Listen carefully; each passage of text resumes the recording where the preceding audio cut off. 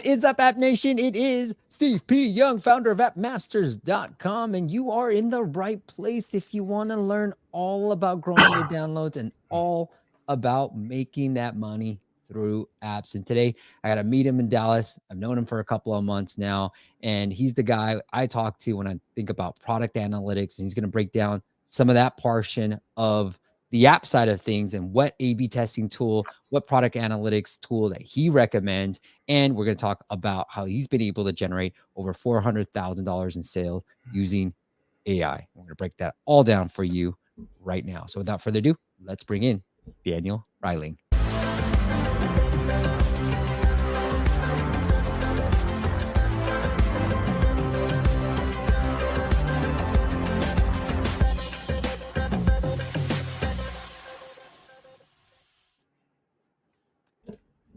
Daniel, welcome to the show, man. Hey, Steve. Thanks for having me on.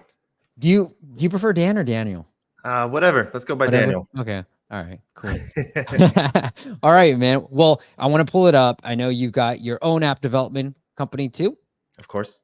Called Ecordia, where you guys can check that out. And all those links are in your favorite podcasts and show notes. And then you also built an AI tool that you actually leveraged to kickstart your app development company as well. And you generated over $400,000 in sales in just 7 months using AI. And he's got this app that he built out to a web app called Pouncer AI as well, for those who are looking for this. So we're going to break that down. But Daniel, let's talk about the analytics side of things. And maybe we could start off there before we get into Pouncer. But you put together, because you spent so much time on this, so I was like, okay, well, let's start there then. Some slides for us, because I get the number one question about, like, what is the best, should I use Mixpanel, Firebase, should I be what A/B testing tool should I use? And then you said, hey, use this tool, it's awesome. Yeah, definitely. So we'll walk through that. First, I just wanted to start out by saying thank you for having me. Typically I'm always tuning in every Friday, so it's excited to be here, and I get tons of value. So thank you for doing this, and thank you for having me. But yeah, I figured we'd run through some product analytics stuff today. So I'll go ahead and share my screen. I'll pull it up. Share screen. Boom. See, do you see that? Yes, sir. And then I think I can make it bigger. Is that better? Yeah, that looks good. Perfect. So yeah, I just want to start this out by saying, product analytics, I run Ecordia Studios, both with my co-founder, Sean, and our lead developer, Josh. Those guys are amazing. So big shout out to them. Now this would exist without them. But we run Ecordia. We help build mobile apps for early stage startups, solopreneurs. So we're typically building out that first version of a product, that MVP, and trying to help make sure that it is successful, right? So I figured today we could talk about a little bit of product analytics, focus on that. And that just answers the question of how are my users using my app, right? Because that's one of the biggest things about making sure how you know whether your app is successful or not.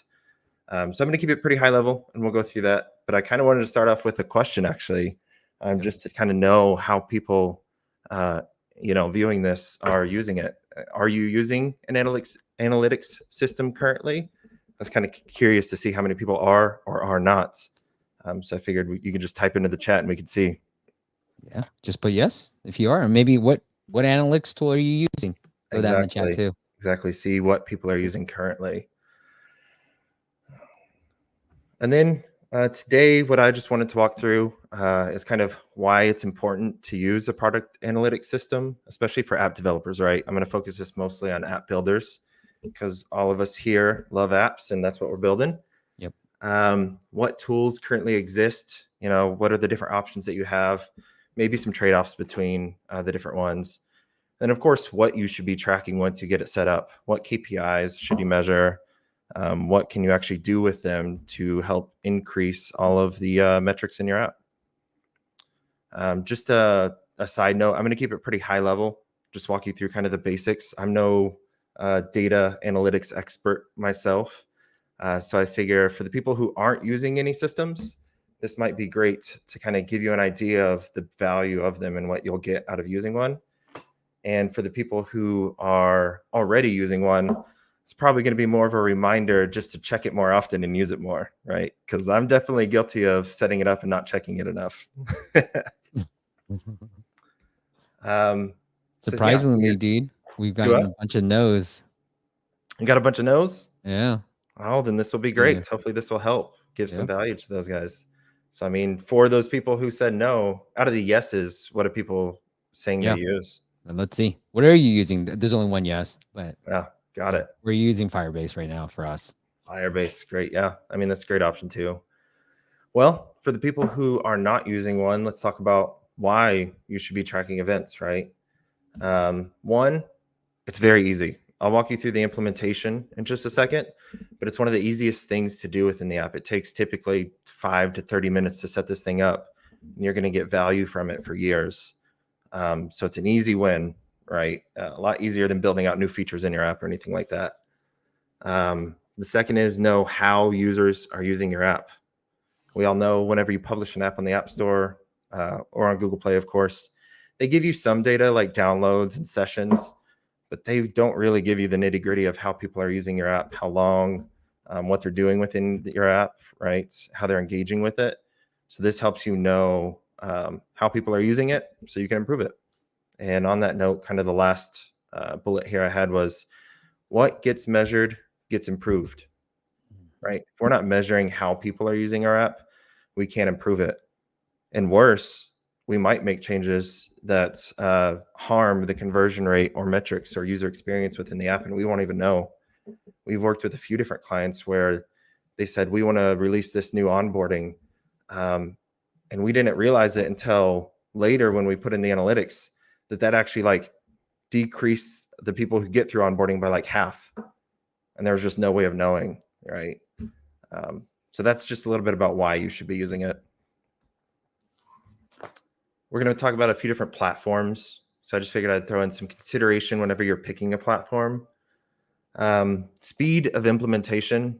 This one's pretty minor because most of these systems that I'll talk about, it's pretty fast. Like I said, it's 5 to 30 minutes setup time with any of the systems. It's pretty straightforward. So the only note is, like you said, Firebase. If you're already using Firebase for everything, it might be worth sticking with Firebase because it's very easy to set up, especially if you're a small indie developer trying to consolidate the amount of tools you use, etc. But features is an important one. Doesn't have the features you need. Pretty much all of them have event logging and user segmentation. So event logging, just tracking when people do specific things within your app. It's kind of the basis of everything else. User segmentation. Some tools are better and worse at this. This is, segmenting my users into a population of like, out of the people that are subscribed, how often are they doing this event, etc. Right? So being able to segment your audience to see what people are doing. Feature flags, being able to turn on and off feature flags or features within your app dynamically without releasing updates. So you like on Firebase, that's remote config. On PostHog, it's feature flags, etc. But that really helps. So you can develop a feature over time and then release it whenever it's ready. You don't have to go through the work of putting a full reviewed app version out. But feature flags are prerequisite to A/B testing.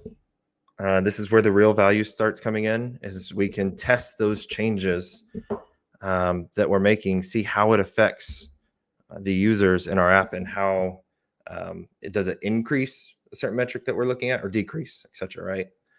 And then finally, session recording. This one is the less common. I find that people do this less commonly, but basically this helps you. It records someone's screen, and I know it sounds creepy, but you can redact a lot of the information. But it records their screen, and I found this so powerful when I started using it because I could see exactly where people were having frustrations and getting hung up within my process in my apps. I could see, exactly where they bailed out because they were like, I don't understand this. So it gives you a ton of insight just watching those. If you do it the first time, you'll get addicted to watching them to see how people are actually using your app. Yeah. And then a good note there is we want to make sure everything's private and secure, right? So for example, I have a photo app, helps you clean your photo camera roll on your phone, but I redact out all of the photos so I don't see anybody's personal photos in there or anything like that. You want me to share that? I forgot to mention that, Daniel. Daniel does have his own apps too, so he runs Of multiple course. companies Yeah, right that's now. how I met Steve and work with him. And I'll share then, that. yeah, feel free, of course. And I'll walk through all of the data that I'm showing is from that app actually, to make it easy. Can And then we hold pricing. on 1 second? Yeah. The feature flags. How's that Okay. different just from event logging? And it's like for those who are not technical and they're talking to their technical team, like Of what's the course. difference between that and event logging? Of course. So event logging is someone signed up. That is an event in your app, right? It is something that someone did. So that's what an event is. So Okay. whenever you're logging out events, someone opened my app, someone signed in, someone clicked this button. That's event logging. Feature flags are being able to turn on and off specific things within your app, um, just with a click of a button, and it takes effect for everybody. So, for example, maybe I have a new feature so people could review restaurants around you or something like that. And you develop it, and then for a feature flag, you can turn it off, release the app that has that code in there with that ability, and then maybe on a specific date, I can turn it on.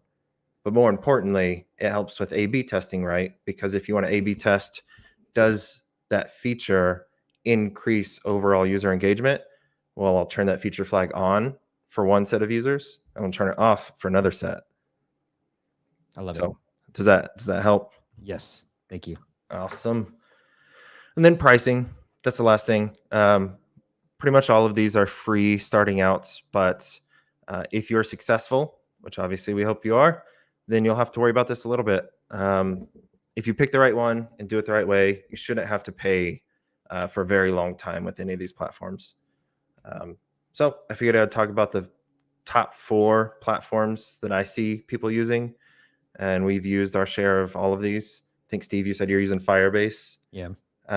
Mixpanel and Amplitude are huge ones that are very popular.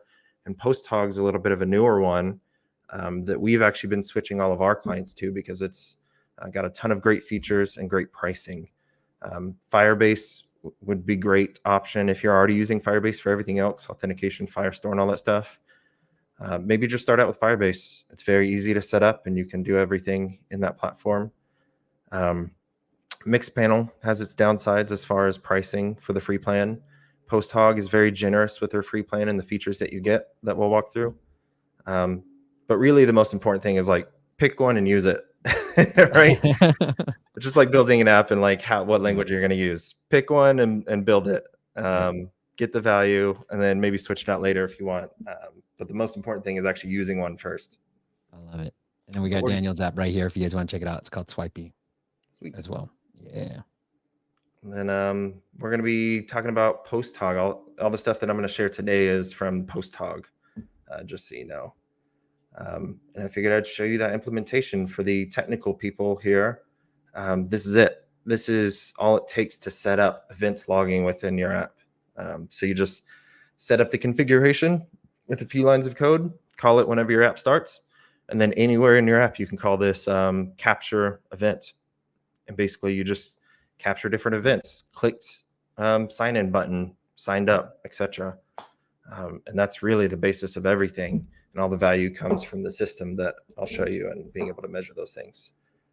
Daniel, I just want to say thank you so much for sharing this because I get questions like this all the time. And I'm like, I have no idea. Like I've never done, I've never gone through the process. So I love that you're getting a little bit more technical. For those who aren't technical, can obviously talk to their technical team and make sure they're not like screwing you over. So thank you. That's definitely a big thing, right? Like I said, analytics is one of the easiest things. And typically when we work with clients, especially if they've worked with a previous dev shop or something, a lot of them don't have analytics set up. And for us, it's a prerequisite before we release any app. You got to have analytics in it, or else we don't know whether it's successful or not.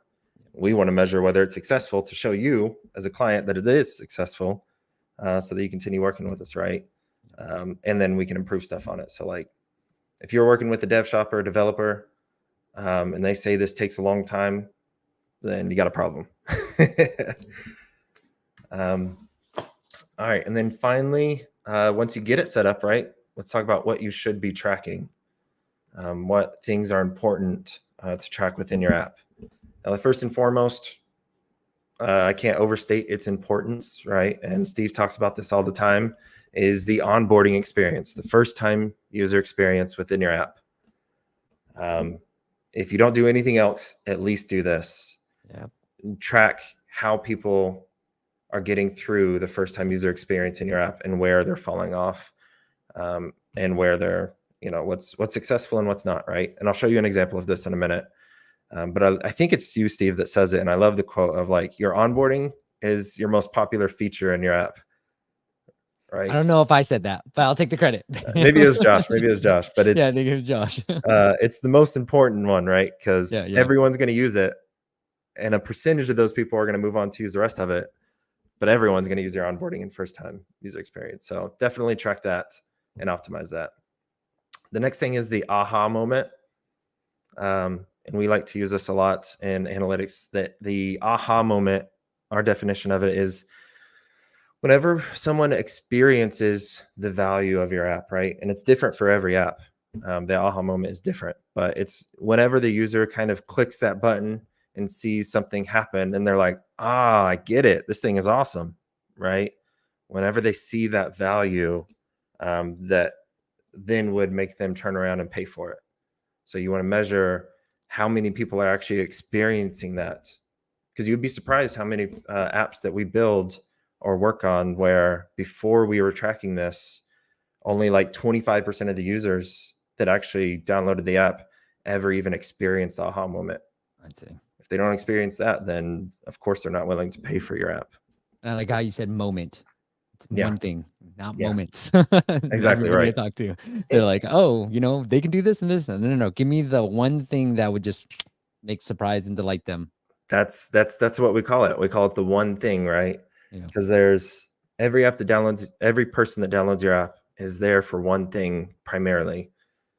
Cool if you have a bunch of other features that they eventually use, but there should be that one thing that really no one else does better that they're going to be willing to pay for, and you should focus on that before anything else.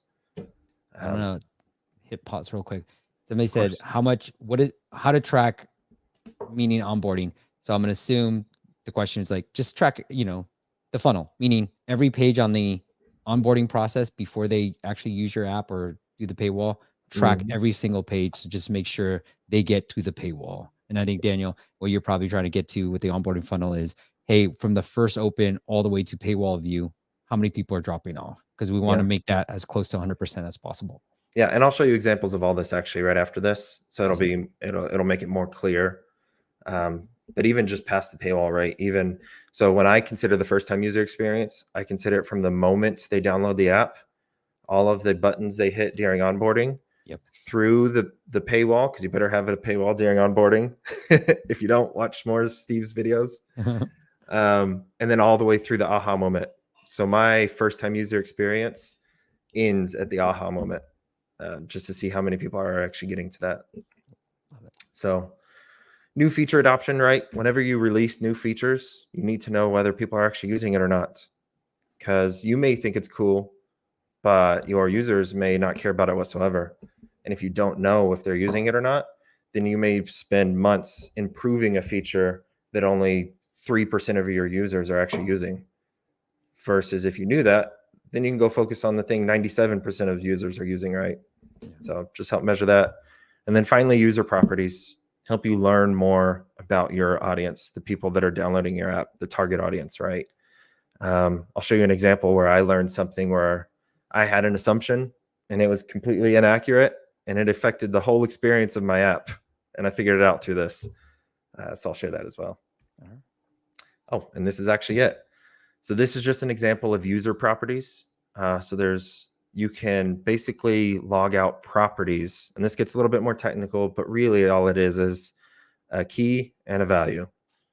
So you can save data about your users in the system and then run reports to see averages and stuff. Like I said, I have a photo sharing app or photo cleaning app, right? So one of the things when I built this, I myself have around 7,000 photos, and I consider that a lot in my phone. And I had this assumption that like everybody had around that many, right? Because I've had my phone for years. Yeah. I was like, okay, people probably have around that, maybe a little over and stuff. And I built the app to be performance with that level of photos. Little did I know, whenever I ran this report one day, you can see here the total photos. This is one example of one user. This user themselves had 42,000 photos. Wow. 42,000. And this is not uncommon at all that I found out. And people kept saying, hey, your app is slow. And I was like, what are you talking about? This is the fastest thing I've seen. Like, it goes fast. You built it. I built it. Yeah, it goes fast. It works for me all the time. I just had no idea that people had 50,000, 100,000 photos. The highest number of photos I've seen is 257,000 photos. Wow. Can you believe that? Yeah.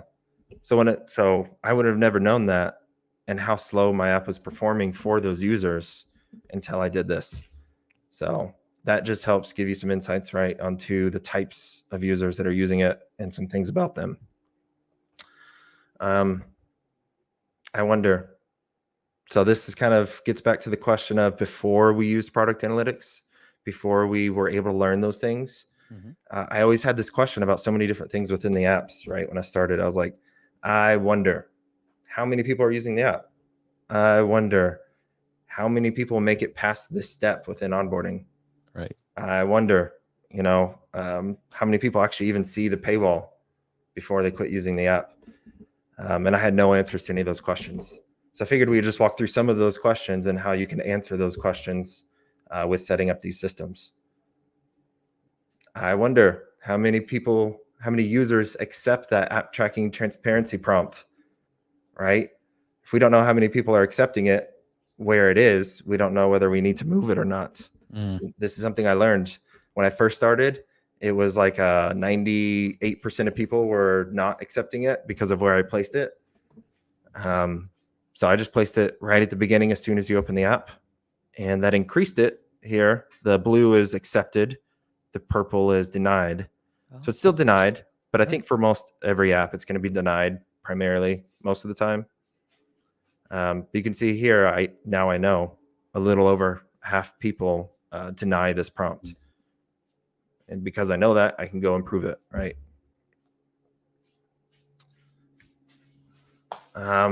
Where are users subscribing in the app? Right, this is a big one, and Steve talks about it a lot, and this confirmed it for me for this app. I wanted to know, like, where in the process are they actually subscribing? And I figured it out. 63% of users subscribe during the onboarding before they even use the app. Right, as developers, you're like, what? Why would they do that? So that's something Steve talked about. I threw it in onboarding, and I figured that out real quick, and it definitely increased everything. So that's just an example. These other ones are like from the home screen where they see the offer, or from like a notification that they get that I send out. What's the purple one? Off the top of your head? The purple one was home screen. So Yeah, whenever they get to the home screen, there's like a 60% off. Huge, like, gift for you, 60% off. So that's getting people in there. And then this one's like the lock screen. So whenever the app gets locked after they use it, the free version of it. Oh, nice. That's the greenish one. Yeah, that's the greenish one. I think those are like Nice. settings or something, but obviously you can see the primary one. It's onboarding. Yep. Love it. This is a huge one that both I think Jake at Superwall and you talk about a ton. Whenever I started this, mine was at like 30 or 40%. How many users actually see the paywall in my app? And I think you talk about it, right? You want to get it as close to 100% of people as possible. Because if only 50% of people see it, 50% never even get the chance to pay you any money. So this is just an example of how you can measure that. You can see here, 89% of people within this app see the paywall. So that's awesome. Eating the plants. Sorry, my cat. My cat's back here eating plants behind me. And then let's see. This one's an example of an A/B test. Oh, I love this. Yeah. So Will showing the paywall. This is actually the one that you helped me with, right? Will showing the paywall on every app open increased conversion. I had no idea. So I ran an A/B test with the feature flags, right? So, and this tells us the test here is showing it. The control is not showing it every time. And you can see here, obviously the subscribed count over this period was more. More people subscribed to my app whenever I showed it. Sounds obvious now, but I figured it would annoy people and people would drop off. I'll show you here in a minute whenever I jump into the actual PostHog system. The second thing of this is, hey, Daniel, do you know what the percentage increase is? I guess I could pull it off this. Right, like, hey. I'll show you in just a minute. Okay, cool. But I just wanted to throw in there, and I'll show you this here in a second too. I thought, okay, well, more people are subscribing, cool, but it probably knocks off a bunch of users and I have less usage, right? Oh, I love this. I would have never known until I ran this, but not only did it increase the number of people who subscribed to the app, it increased the number of people that actually used it. The aha moment happened more for the test case. So that was an interesting insight that I never would have guessed. And I'll show you how I figured that out in just a second too. And this is the final one. I just wanted to show you an example of that onboarding. This is my onboarding flow. This is how you do the event tracking of your onboarding funnel. You can see here on the left, it's initial app open, the very first time they ever open the app. And we walk through the steps, the different screens that happen during the onboarding process, completed paywall, completed onboarding, and then the aha moment, right? So right now, only 54% of people are experiencing the aha moment, something I need to improve. But you actually call it the aha moment. I love it. I literally call it the aha moment. Yeah, no, awesome. It's that important, right? I call it the aha moment because I want to see how many people are hitting that. This tells you, right, like where people are dropping off. And there's times where I've introduced a new screen into the onboarding, and from one step to another, like 50% of users dropped off. And I was like, oh, shoot, let me take that screen out real quick because I dropped off all my users. So this is an example. So hopefully that helps show you how you can track kind of the onboarding funnel. Love it. So that's kind of the examples that I had to show you. I figured we could stop there, answer some questions. I could always pull up PostHog and show you around. But yeah, take it from there. Thanks, dude. Thanks for preparing that. Let me hit you with an applause, That's really good. Thank you, Daniel. All right. Let's see, Asio. I'm going to say that. Hey, Steve, thank you for your great content. Cheers from Brazil. Good to see you from Brazil. And then this person, Abdel, I'm just going to say, what platforms are you using to track and analyze? Hit rewind, but Daniel's, all the screenshots that Daniel's been sharing through PostHog. But yeah, and we used all of them. We used Firebase and Mixpanel in the past. PostHog is just the one that we found the most value in lately and are switching over to. But like I said, just use one of them. Pick one and use it. Agreed. And then there was one person, I really like this question. I love your thoughts on this. Okay, here. Preetam says, how to track why people are dropping off in a funnel. So the why this is mostly quantitative, right? And the qualitative is a little bit harder to track. The why is something that you either kind of have to guess or use other features to get, right? Because you don't know why. I mean, you have to kind of make an educated guess based off the data. If you don't have any data, then you don't know anything. But at least with this data, hey, half of my users are denying the photo permission during onboarding, which is what I saw one day. And it's because I didn't explain well enough why they needed to accept it. And this was my guess, right? They were denying it. I went back and looked at the screen and I was like, oh, shoot, I don't even explain why they need to accept it. So the qualitative is a little bit harder. There are survey tools within these, like PostHog itself has a survey tool where it can randomly show surveys throughout and stuff like that to get some feedback. But obviously it's so much harder to get someone to fill out feedback and surveys and stuff. So hopefully that helps. I love it. Yeah, I would have said the same thing. Look, PostHog, all these analytics tools will give you the qualitative, the numbers behind everything, and you're going to have to figure out the rest. And then you're going to have to either ask people, or sometimes I like a blend of both, having the numbers, but also talking to real people. I'll tell you stuff. Because that's how you figure out the aha moment too, Daniel. Like, one of I built this like camera app way back in the day, like 2015, dude. And then it was like, if you shake it, it will flip it from the front facing to the, like it'll just switch Oh, the that's right. camera Yeah, view. And I was like, oh, I love that. And then when people did it, they were like, oh, cool. And I was like, that's the aha moment, getting them exactly. to like shake the phone.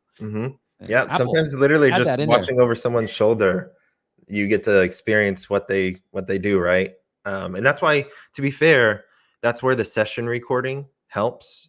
It's not quite as good as staring over someone's shoulder because you don't see their expression, but it definitely tells you like if they get frustrated and drop off at a certain step and stuff like that. So might help. I like it. I want to spend some time on Pouncer, but Pre says, is long onboarding with long paywall better? Just watch more of Steve's videos. Yes. Yes, it is. It I depends on the app. So long Yeah, onboarding, of like course. education and fitness, tends to have a long onboarding. Some apps you're gonna have to test it. Like Daniel just said, Yeah, he removed them screen and really helped out. And so sometimes long onboarding doesn't help out if you got like a productivity app or something simple. And long paywall, that's worth testing. I think I have a paywall that is beating everything else right now, but I haven't tested that paywall versus a long paywall right now. So maybe that's our next test. But true. it was something I said in 2019, and I still believe in it if you want to test it out. But I do have another paywall that I feel like is outperforming all the other paywalls. Yeah. Don't be sharing that, Daniel. I know you got the. I'm messing. All right. Should we be doing notifications to bring people back into the app? I mean, In our yes, apps? right. If you're asking me, yes, eventually. Yes. That's a like when you get to it, right? I mean, there's stepping stones whenever you release an app. Building in analytics to me is more important first to know if people are even using it or dropping off. And then integrating in with some solution like Customer IO to send some push notifications, given some properties, will definitely increase your user engagement. Vivek has a suggestion and a question. Before showing ATT prompt, ask first in a dialogue, our app wants to stay free. I've seen other apps do this. Our app wants to stay free for you. Ads help support our business. Tap allow on the next screen to give permission to show ads that are more relevant to you instead of asking the ATT prompt. So I don't know if you tested that, but I've seen other apps do that too. Do you know, it's interesting because I do see other apps do it, and I think it's a per app thing, and they must have tested it as well, hopefully. But I did that first. I ran an A/B test. I had it in a screen. I had a screen before it where it explained why, and you hit, continue or allow. And then I had it just showing up on the beginning as soon as you open the app. And somehow just showing up on the beginning as soon as you open the app outperformed it. Nice. I like it, dude. And then Pre says, for ASA, should we introduce more keywords to bid or target our main title? I think you should introduce more keywords. You should definitely introduce more keywords. I mean, the things that the ones that are in your title probably going to convert the best from a tap to actual install perspective. But you should, if you want to expand, you should definitely introduce more keywords, because then you're limited by the search volume of that keyword that you're targeting. Okay. Any trackers I can use? I don't know what this means. Bill, are there any trackers I can use? I have no idea how. I don't know what you mean by that. I don't know about trackers. Does he just mean Firebase or something? Or Yeah, that's what I'm saying too. All right. Cool. Let's talk about Pouncer, man. I know you and I had this conversation. Yeah. When we met up in Dallas, but yeah, like I mean, I'm trying to ask the right questions because I know the answers, but I'm like, Yeah. where do you want to start with this? Yeah, I'll just give a brief introduction of why it even exists, right? Yeah. And I know we got a lot of indie developers, a lot of developers, period, on this, and that's what I am by heart, is a developer mostly. And at one point, whenever we stopped a previous startup, I was trying to figure out what I'm going to do, whether I'm going to go get a job, or whether I'm going to freelance. Decided to go to Upwork and start freelancing a little bit. Mm-hmm. That eventually turned into Ecordia Studios with my partner Sean. But we found it, time consuming to parse all of Upwork and find the right jobs. So we built a tool, internal tool, a little sucky tool, but it did its job, right? That helped both pull in all the jobs from Upwork, the ones we cared about, and help generate proposals using AI to those in a way that's better than just going to ChatGPT to generate the proposal, because those suck and people don't hire you if you use those. But yeah, so we built that tool. Like you said, using that sucky version of the tool that was just an MVP, we were able to scale our sales and bring in 400K worth of revenue to that studio within the first 7 months. So it absolutely helped us, and that was all on Upwork that we helped find those clients. So then we gave it to a couple other people, thinking maybe it only helps us. We gave some access to the sucky tool. They loved it. They wouldn't stop using it. So we're like, all right, well, I guess we got to build it into a product to help some other people. So now we have this fully fledged tool, Pouncer, as well as a community. If you go to that top right, you'll see the community where we spend most of our time all day helping new freelancers in Upwork be more successful. Wow. That's awesome, man. There we are. What is this? Is this a Notion thing or what is this? This is Circle. Okay. Circle, yeah, I've heard of Circle. Community. Yeah. Yeah. So we have one thing to call out here for you guys. If you're looking to start, or at least, dip your toes into Upwork, if you go on the left-hand side, there's the 21 days to Upwork success. And my partner put together some amazing videos to help guide you through getting set up on Upwork and getting more work. Nice. Completely free. You just got to sign up. That's awesome. What a great resource. Thanks for doing that. Absolutely. Yeah, we should do something like this too. I didn't know it was this easy. I love this. I'm actually inspired. I'm like, what? We should do this, because people are asking, like, and I could be like, yeah, here's how you start with some of our content. And I always tell my team, like, I'd rather people watch our stuff first before they sign up for anything. Like, just watch our stuff. But then this way makes it easier for them to have a systemized way instead of just searching for it on YouTube or something. Exactly awesome. Right. It's a platform for everybody. And that's our goal, is to have a community of freelancers help support each other in being more successful. Right. That's amazing. And then you got discount. Love it, dude. Yeah. And, one of the things I wanted to say, because people think about Upwork and maybe some of the misconceptions about Upwork. Of course. Too. Yeah. I mean, I hear it. I've heard it for years, and I still hear it today. And I laugh at it because people will say Upwork is only for $10 an hour jobs, right? Yep. They like, you can't get any real money off of it. You can't get, create a business off of it. You can't be a successful freelancer full-time off of it. And it's kind of ludicrous, right? And we found that out is, there's definitely, it's set up in a way that does promote kind of that pricing war of kind of going lower. But if you do it the right way, if you build trust with your clients and really provide value to them, there are some amazing clients that we've worked with off of Upwork that I'll, hopefully work with forever, right?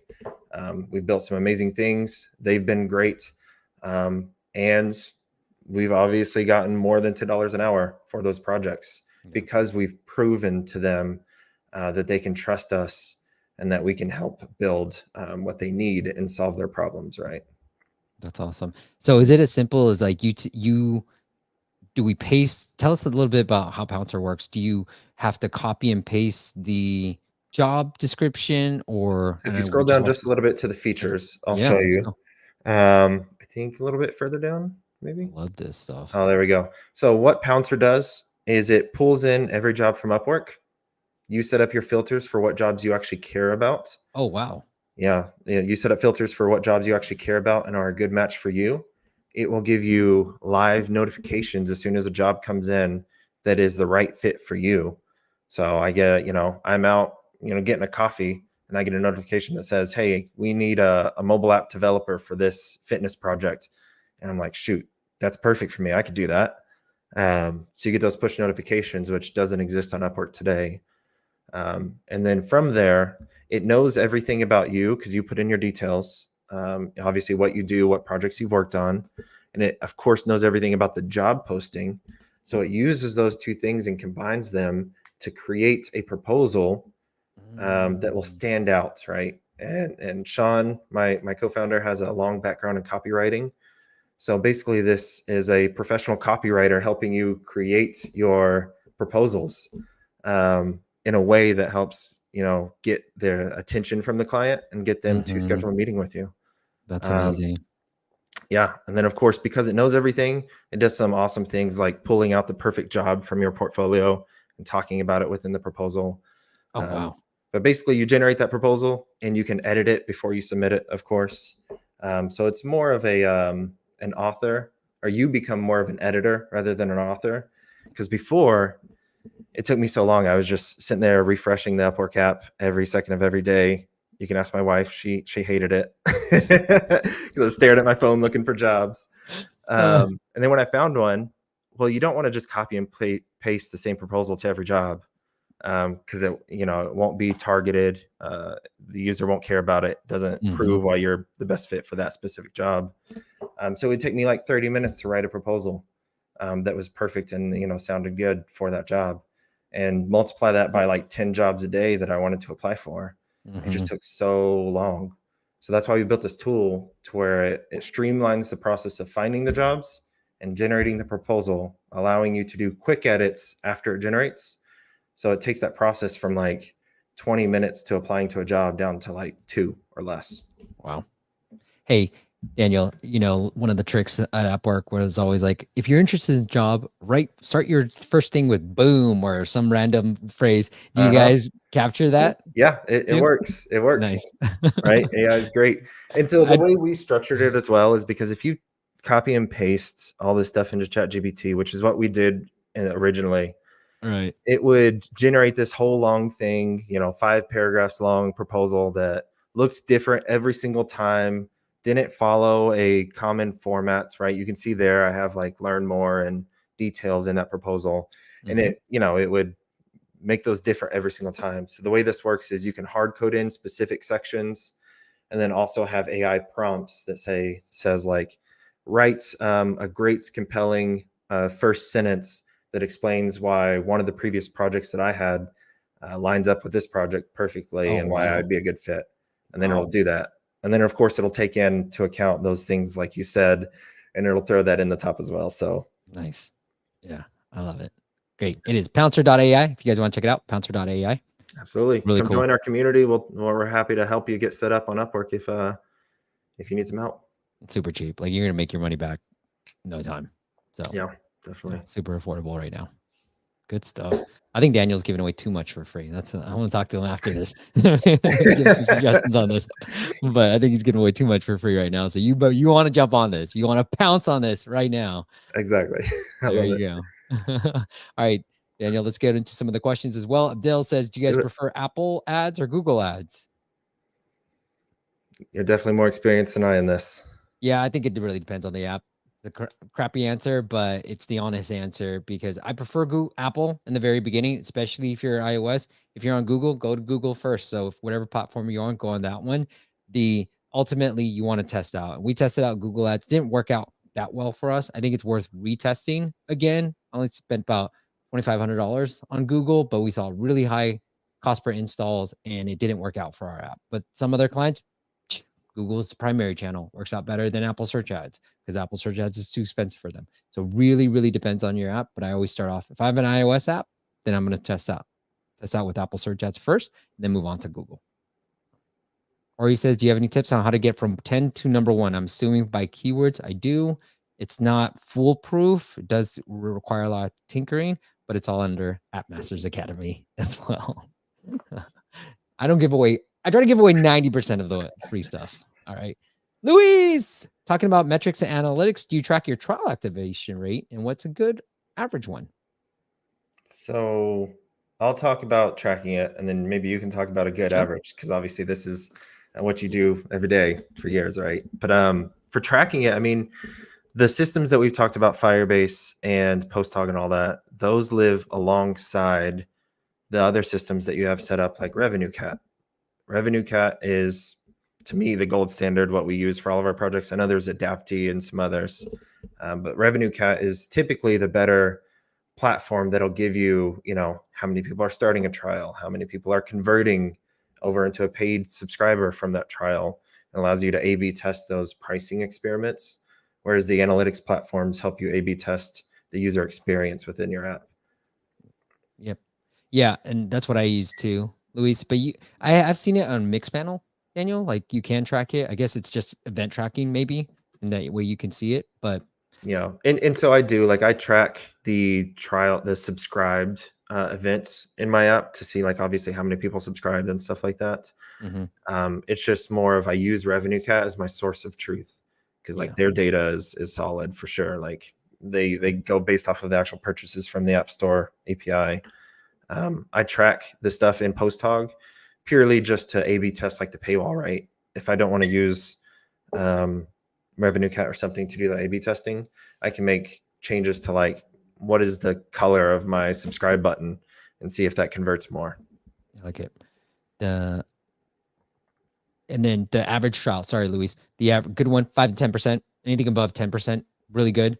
But yeah, 5 to 10% is your trial activation rate. And then it's about 2% if you guys want to do that math. On average, most subscription-based apps from install to actual paying customers, about average is about 2%. Yeah. All right. Dill says, can we add a banner on app X, for example, to promote app Y? Is it allowed?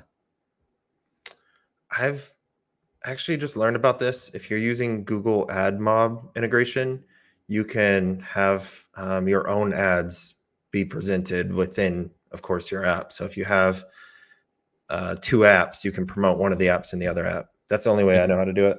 But obviously, you could just build in a view that says, check out this other app, right?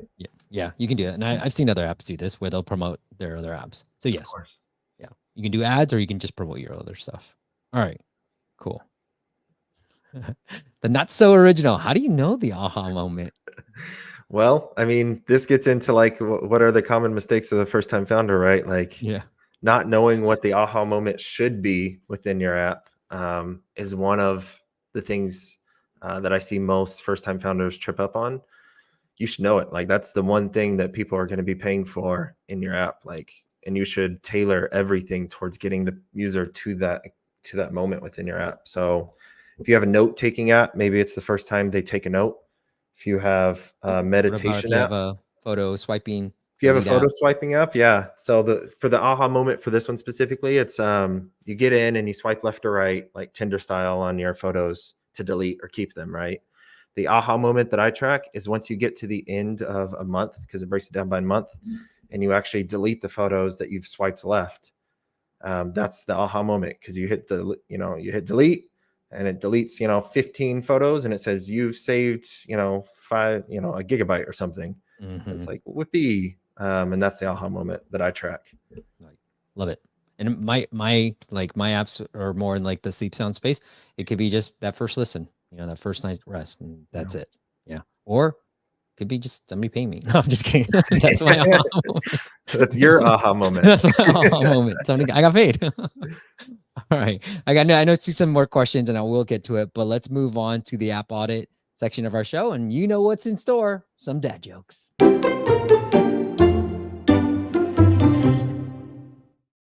A bit louder than I wanted. I don't know. Get this louder? Come on, it's not you. Can you check with that? I don't know if it became just louder than usual. That was pretty loud. Okay, let's get it. Daniel, do you want to start or do you want me to start? I'll do it. I have a technical one for you developers. Oh, okay. Why does the NoSQL developer sit alone at lunch? Why? Because he doesn't know how to join tables. Oh, that's a good one. Oops, that was too low. I think it's just my audio, actually. I can adjust it. It's not you. I like that one. That one's going to be tough to beat. All right. So I'm going to do my best. Daniel, there's Pop-Tarts, but why aren't there Mom-Tarts? Why? Because of the darn patriarchy. There you go. All right. Put D if you thought Daniel's joke was better, and then put S if you thought my joke was better. And we'll play for non-alcoholic beer because I got Daniel into those things. Got me hooked. It's great. You can enjoy a beer with your friends and not feel the hangover. Yeah, not feel sucky.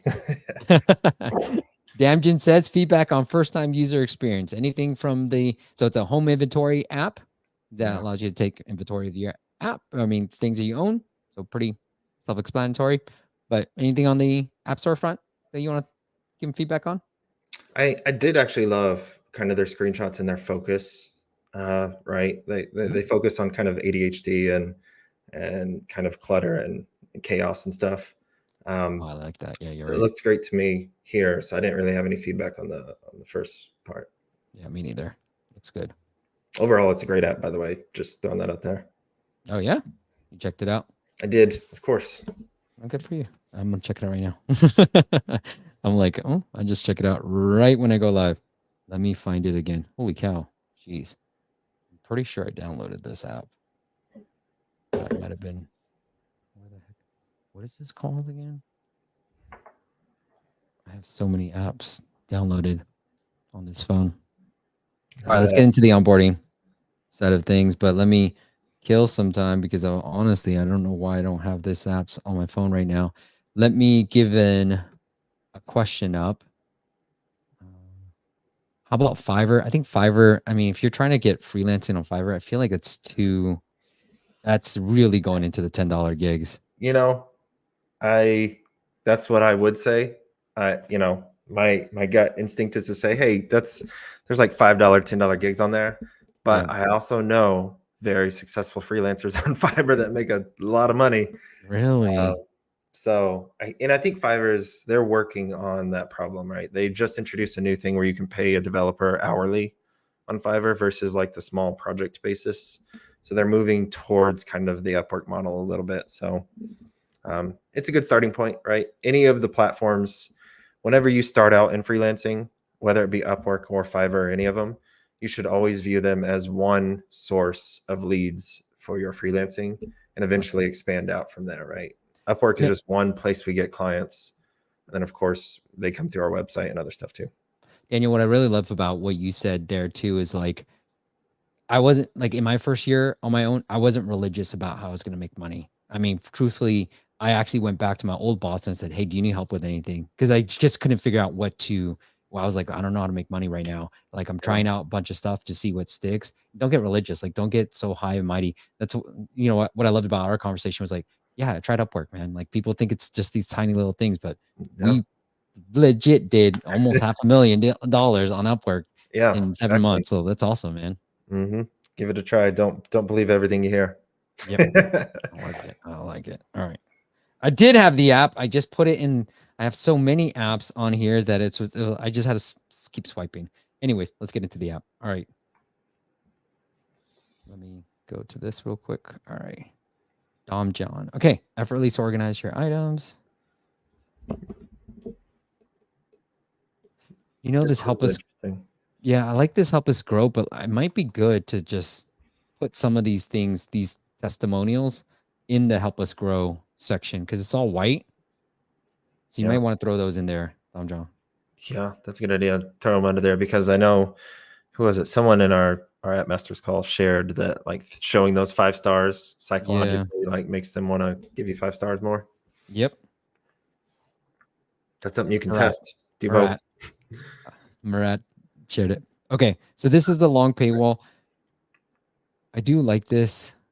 I do like this. You have any feedback from him right here? The only feedback I had on the paywall, and I do like it, like you have a ton of info on here. Kind of the most important things are up top. The only feedback that I had is actually after you tap one of those things at the top. If you tap one of those options, another screen appears. Yeah. Instead of just launching the actual payment screen. Yeah. So it might work better, right? He might have already tested this, but it's definitely something that I would test is instead of showing that modal right there, immediately launch the payment screen. That could be a good A/B test to see which one converts more. And then here, with long paywalls, some people it does work well better than like the short ones. I say remove the features. So Dom John, like I might look at this and be like, I don't have more than 100 items. It's good enough for me, right? So like play up the fact that you can unlock unlimited items, unlimited containers, and then share locations with others, like share it. So play up instead of doing a features table, just play up all your pro features and doing them as bullet points and benefits versus you saying what's free and what's not.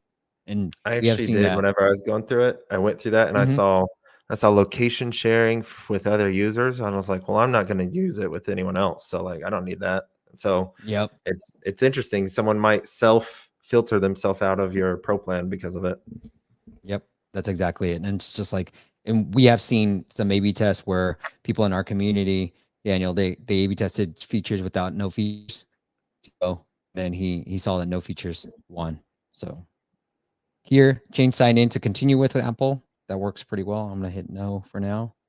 But yeah, this is the aha moment. Daniel, I did talk to somebody else. They didn't say that it worked, but I almost feel like you should just take them, add your first item here, and then go, right? Like show a pop-up that says, boom, add your first item. Ready? Do your first item. Like, don't no. My And then if they biggest say note. no, yeah, go for it. Oh, sorry. I was just gonna say, yeah, I absolutely agree with you. My biggest note about this, as far as the thing that I thought might, could give you some value, is set up an A/B test, right? To test walking a user through setting up their first item during the onboarding before they get to the screen. Add your room, add your container, add your item during the onboarding, your first one, and then give them a big like, whippy, you did your first one, right? Yep. Some confetti or something. But test that out, right? Because then that'll force everyone to get to that aha moment during the onboarding. And then when you get to this screen, you already have an item there, so you see more. It feels more filled out. Because I got to here and I was like, okay, well, what do I do now? Obviously it's explained there. But if you just walked me through it the first time, maybe it'll help. Yep. And you could just be like, are you ready to add your first item, or ready to start? And they could be like, no, and you'd be like, why not? And then you can start to understand why not too. There's a quantitative and qualitative. Yeah. Well, thank you. Yeah. Why not? I like it. Me. I know. All right. Let's take a look at some of the scores. We've got Daniel. We need one more. Steve, Daniel, give me the tiebreaker and you will be our last vote. All right. We have a question from Hit D. There was a good question about session recording that I'm trying to find. I forgot where to go. Oh yeah. Ori says, Daniel, can you talk more about session recordings, please? How does it work? Do we need to ask for permissions? Is Apple allowing this? No, you don't. You don't need to enable permissions. Apple does allow it. There's a few different platforms. Microsoft Clarity just released their iOS support, and I think they already had Android. Smart Look, Mo gave a Smart Look recommendation. That one's a great platform as well. It's free as well. PostHog just released their iOS and Android support. So definitely check that one out. All of them have web support, by the way, but obviously we're app builders here. And what it does is it records the screen. It technically like rebuilds it and shows you a recording of it. But you can see basically a recording of how people go through it, watching their screen scroll through, the content, what they click on. It's very much just like watching a screen recording of your user as they're using it. And like I said, it's private by default, so it'll redact out a lot of information. So it'll redact out passwords. So your recordings won't show passwords at the ender. It won't show images, stuff like that. So that way you can see, because you don't need that stuff. Like in my app, for example, I don't want to see people's images, and I took it out. But whenever I tried it out, I redacted out the images. So I saw like little white cards swiping back and forth, which gave me the data I needed to say like, oh, when they get to the end, they don't know what to do after they hit this thing. So to keep it private, right? Because I don't want to see your personal details or anything like that. Yeah, and then I like it. The surveys, all that good stuff. The surveys are the other thing I was talking about before. That helps you get some of that qualitative feedback, asking people specific questions and stuff. Vic says, if we implement a hard paywall, 100% of the content locked without free trial, will Apple discard that? If we implement hard paywall with 100%, depends on Apple. A hard paywall, I actually wanted, as I was Vivek, I was thinking about a hard paywall for our app, and I was like, we should just do it. And if you look up Zero App Flow on our YouTube channel, I break down. I kind of want to copy that and see if that works. But essentially, they give you a hard paywall, and then like 5 minutes later, they send you a push notification saying you can use the app for free. And then magically, if you touch on that push notification, you get the X on the paywall, and then you can start using the app for free. So I kind of wanted to try that out. It was a nice blend. Okay, but if we show X close out on paywall after 3 seconds, and also with very little visibility, will Apple or you team? You're gonna have to try it, Vivek. So Vivek's saying if you show the X 3 seconds later to make it look like a hard paywall, Apple might reject it, Apple might not. And then if you try to make it hard to see, Apple might reject that and they might not. It really depends on the viewer you get. Yeah. And of course I'll throw in the note of test it, right? Because Yeah. I did this test. I put the X in the corner, and then the other variant of the test was I took that X completely off and I put the skip button way down in the paywall where it was really hard to get to. So it's basically a hard paywall. Right. And everything worked better. More people converted. Interestingly enough, more people converted to paying when the X was just up in the corner. Oh, really? That's Yeah, more crazy. people Yeah. converted, and the flip side of that is not only did slightly more people convert, but whenever the X wasn't there, well, then 50% of the users that hit that thing dropped off, and then my user engagement through the rest of the app just plummeted. Yeah. So, like I wasn't earning anything from ads or any of that stuff. So interesting note. Test it Joe out. says, non-app question. Hey, Daniel, thinking of getting a secret labs chair. Is it comfortable? Yes. That's it. Yep. I've had it for a while. My wife has a newer one that I'm jealous of. But yeah, definitely. Nice. I would recommend it. And then Abdul says, we have an app that uses an API service, costs us money to use. Do you guys prefer a free trial on this kind of app or no? You got to play it out, right? You got to see, does that free trial convert enough? Because you can basically just loop that into your user acquisition cost. If you're a little bit more mature, you'll have a user acquisition cost, how much money it takes you to run ads and get someone to download the app. But if you have a free trial specifically that costs money, you can loop that into the user acquisition cost and see, do you recoup that cost whenever they eventually subscribe? And does the amount of people that subscribe that pay you offset the number that you're losing from those free trial users? Yep. Generally speaking, it is better. I've worked with a bunch of different AI apps and they all have free trials in there and generally does work better. And then Domjan is here. Hey, everyone from sunny Croatia. Hey, man, I hope to visit Croatia one day. So that's good. And he got the long paywall design from our video. So thank you. Just remove the features. That's why it's an update from the long table. Okay, he still has a question. What do you think about giving users an option to see demo location with demo items so they can see how the app will look like after they add their items? Yeah. Oh, this is the guy who built the items Yeah. list? Oh, dude. You got a great app, by the way. Glad you're here.